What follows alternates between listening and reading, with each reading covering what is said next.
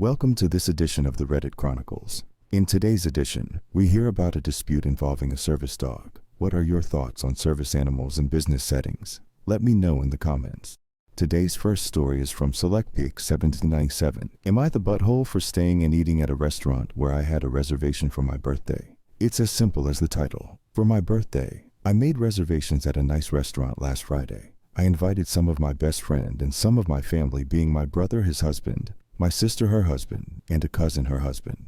No kids. My husband and I were second to arrive after my best friend. My brother was the third to arrive. Shortly after, hubby and I were seated, except he texted me to say the restaurant staff wouldn't allow them in to be seated because of his dog. I wasn't really sure why he brought the dog. It is a service dog, but it's mostly to help him when he gets migraines because he gets vertigo and blurry vision. His husband was with him, so it's not like he needed the dog that night. Anyway, they live 2 hours away, so it's not like he could run home and drop it off. He said they were going. I texted back, okay. Eventually, the rest of the party starts arriving, and it's time to order food. My sister told the waiter we are still waiting on someone, but I called him back and said no, they texted me they can't make it.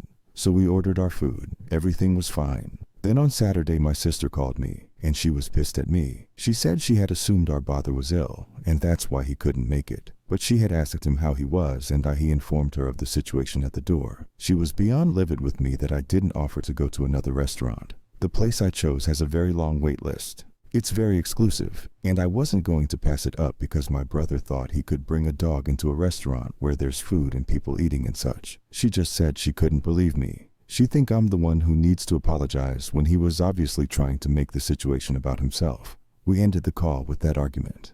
Am I the butthole?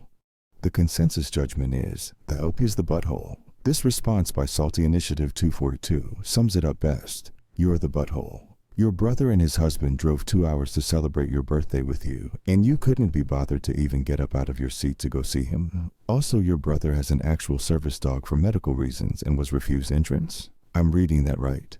And you think the problem is him. Our next story is from Madi Lupez. Am I the butthole for not allowing my friend to bring her emotional support animal to my house after it destroyed my furniture the last time?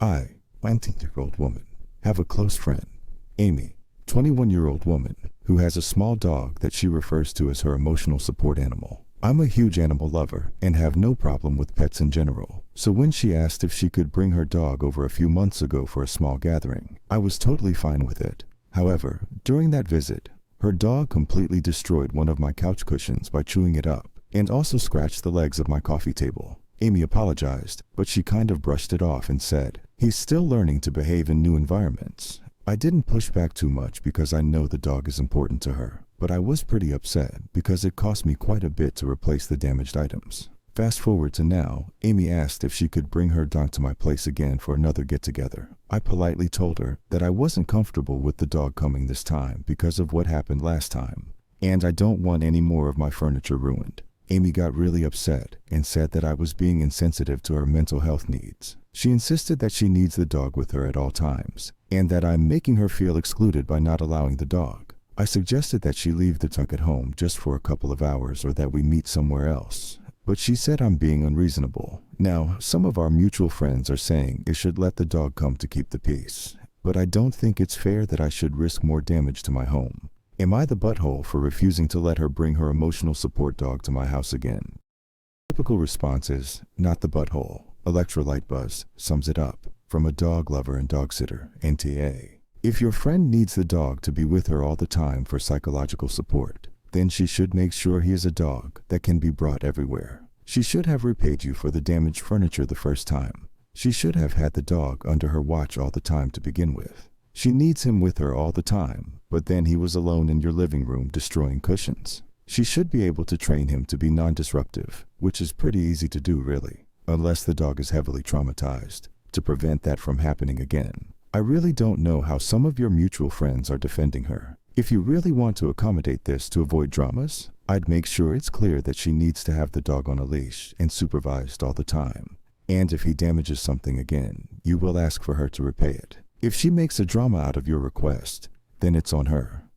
Please be sure to subscribe, like the video, and hit the bell to be notified when I upload a new video. Thanks for watching.